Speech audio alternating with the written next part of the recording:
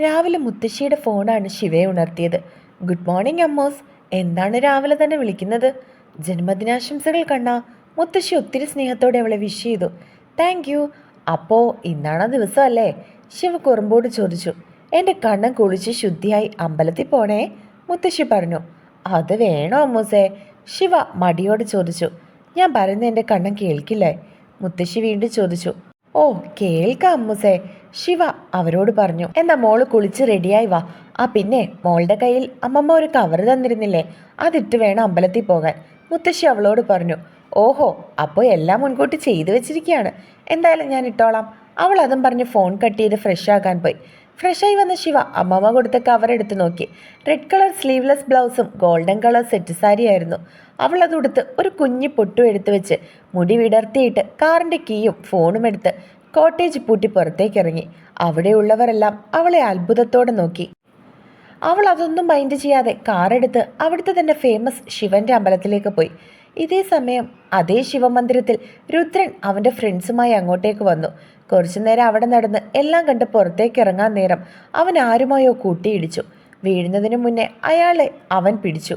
പക്ഷെ രണ്ടുപേരും നിലത്തേക്ക് വീണു. അവൻ്റെ മേലെയാണ് വന്ന് വീണത്. അപ്പോഴാണ് അതൊരു പെണ്ണാണെന്ന് മനസ്സിലായത്. അവളുടെ മുടി മുഴുവനും അവൻ്റെ മുഖത്തേക്ക് വീണ് കിടക്കുന്നത് കൊണ്ട് അവന് ഒന്നും കാണാൻ കഴിഞ്ഞില്ല. കുറച്ചു നേരം കഴിഞ്ഞതും അവൻ്റെ മേലിൽ നിന്നും അവൾ എഴുന്നേറ്റ് മാറി. രുദ്രൻ മുഖം ഉയർത്തി നോക്കിയതും അവൻ്റെ കണ്ണുകൾ തിളങ്ങി. ശിഖ, അവൻ്റെ ചുണ്ടുകൾ മന്ത്രിച്ചു. ഒന്നും മനസ്സിലാകാതെ അവരെ തന്നെ നോക്കി നിൽക്കുന്ന അമ്മയും യിശുവിനെ വിളിച്ച് ഗൗരി അകത്തേക്ക് നടന്നു. അച്ചു അവരുടെ അടുത്തേക്ക് പോകാൻ നിന്നതും വൻഷ് അവനെ വിളിച്ചു. അച്ചു, നീ ആൻറ്റിയെയും ഇഷാനിയെയും കൂട്ടി വരണം. നമ്മുടെ ഗാർഡ്സ് അവിടെ ഉണ്ടാകും. എനിക്ക് ഇന്ന് ഗൗരിയും കൂട്ടി വീട്ടിലേക്ക് പോകണം, വൻഷ് അവനോട് പറഞ്ഞു. ഏട്ടാ, എന്താ ഇതൊക്കെ? എനിക്കിത് മനസ്സിലാകുന്നില്ല, അച്ചു അവനോട് ചോദിച്ചു. എല്ലാം അറിയാൻ സമയമാകുമ്പോൾ അറിയും. അതുവരെ എല്ലാം ഇങ്ങനെ തന്നെ പോകട്ടെ. നീ ഇപ്പോൾ ഞാൻ പറയുന്നത് കേൾക്ക്. വൻഷ് അത്രയും പറഞ്ഞ് ഫോൺ എടുത്ത് ആരെയോ വിളിച്ചു. 10 മിനിറ്റിൽ അവൻ്റെ ഗാർഡ്സൊക്കെ അങ്ങോട്ടേക്ക് വന്നു. എന്താ നീ പറഞ്ഞേ? നിന്റെ കല്യാണം കഴിഞ്ഞെന്നോ? അമ്മ അവളോട് ചോദിച്ചു. അതെ അമ്മ, ഞാനിപ്പോൾ നിയമപ്രകാരം വൻഷ് ദീക്ഷിതിൻ്റെ ഭാര്യയാണ്. അന്ന് ഇഷുവിനെ പിടിച്ചു വെച്ച് എന്നെക്കൊണ്ട് സൈൻ ചെയ്യിപ്പിച്ചത് വിവാഹ രജിസ്റ്ററിലായിരുന്നു, ഗൗരി അവരോട് പറഞ്ഞു. പക്ഷെ മോളെ, എന്തിനാ അവൻ ഇങ്ങനെയൊക്കെ ചെയ്യുന്നത്? മോളെ അങ്ങനെ ഇഷ്ടമാണെങ്കിൽ അവൻ ഇവിടെ വന്ന് ചോദിച്ചാൽ നമ്മൾ വിവാഹം നടത്തി കൊടുക്കില്ലേ? അമ്മ വീണ്ടും അവളോട് ചോദിച്ചു. ഇല്ല, അച്ഛൻ്റെ മരണത്തിന് കാരണക്കാർ ആരാണെന്ന് അറിഞ്ഞാൽ നമ്മൾ സമ്മതിക്കില്ല എന്ന് അറിയുന്നത് കൊണ്ട് അയാൾ ഇങ്ങനെ ചെയ്തത്, ഗൗരി പറഞ്ഞു. എന്തൊക്കെയാ മോളെ പറയുന്നേ? അച്ഛൻ്റെ മരണത്തിന് പിന്നിലെ കാരണക്കാർ അവരാണെന്നോ? അമ്മ ഞെട്ടലോട് ചോദിച്ചു. എല്ലാം ഞാൻ പറയാം, പക്ഷേ അമ്മേ, ഇപ്പോൾ എനിക്ക് അയാളുടെ കൂടെ പോയേ പറ്റുള്ളൂ. അമ്മ സമ്മതിക്കണം. ഗൗരി അമ്മയോട് സമ്മതം ചോദിച്ചു. എൻ്റെ മോള് തെറ്റൊന്നും ചെയ്യില്ല എന്ന് അമ്മയ്ക്കറിയാം, പക്ഷെ മോളെ സൂക്ഷിക്കണം, അമ്മ കരുതലോടെ പറഞ്ഞു. ഗൗരി ഒന്ന് മൂളി. അമ്മയുടെ അടുത്ത് വന്ന് എല്ലാം സംസാരിച്ചു കഴിഞ്ഞ് ഗൗരി വൻഷിൻ്റെ അടുത്തേക്ക് വന്നു. ഗൗരി, അമ്മയും ഇഷാനിയും അച്ചുവിൻ്റെ കൂടെ ട്രിവാൻഡ്രം വരും. അവരെയും ഇവിടെ അധികം നിർത്തുന്നത് സേഫല്ല, വൻഷ് പറഞ്ഞതും അവൾ അവനെ നോക്കി തലയാട്ടി.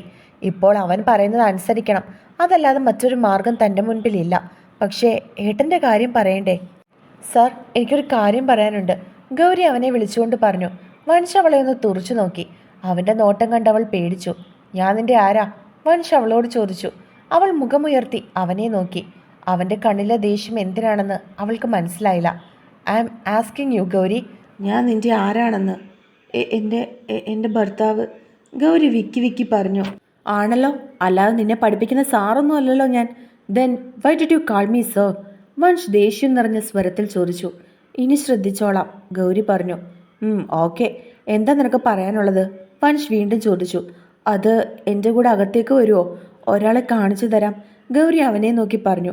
വൻഷ് സംശയത്തോടെ അവളെ നോക്കി. ഗൗരി അവനെ നോക്കി അകത്തേക്ക് നടന്നു. രുദ്രൻ കിടക്കുന്ന റൂമിലേക്കാണ് ചെന്നത്. അവിടെ കിടക്കുന്ന രുദ്രനെ കണ്ട് വൻഷൊന്ന് ഞെട്ടി ഗൗരിയെ നോക്കി.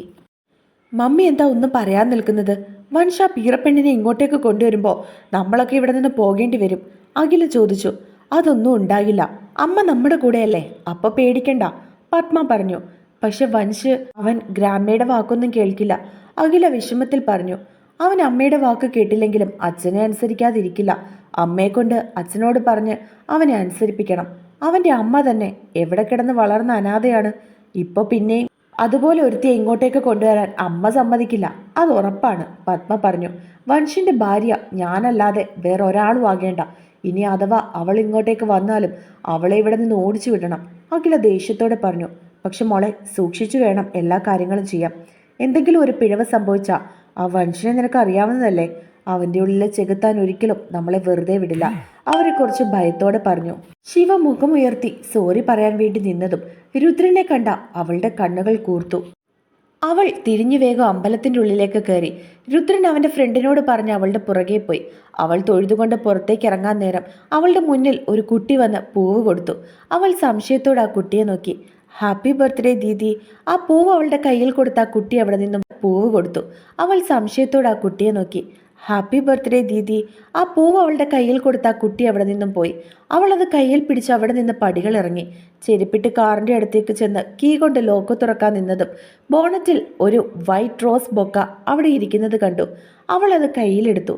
അതിൽ തൂങ്ങിയാടുന്ന ഒരു കാർഡുണ്ടായിരുന്നു. അതവൾ കയ്യിലെടുത്തു. Happy birthday my wild love. അവൾ അത് കയ്യിലെടുത്ത് കുറച്ചു നേരം നോക്കി നിന്നു. പിന്നെ അത് കാറിലേക്കിട്ട് അവൾ കാറിലേക്ക് കയറി അവിടെ നിന്നും പോയി. അവളെ നോക്കി നിന്ന രുദ്രൻ്റെ കണ്ണുകൾ തിളങ്ങി. അവൻ്റെ ചുണ്ടിൽ പുഞ്ചിരി വിടർന്നു. Wait for my another surprise my devil angel. കോട്ടേജിലെത്തിയ ശിവ കാർ പാർക്ക് ചെയ്ത് നിർത്തിയിറങ്ങി.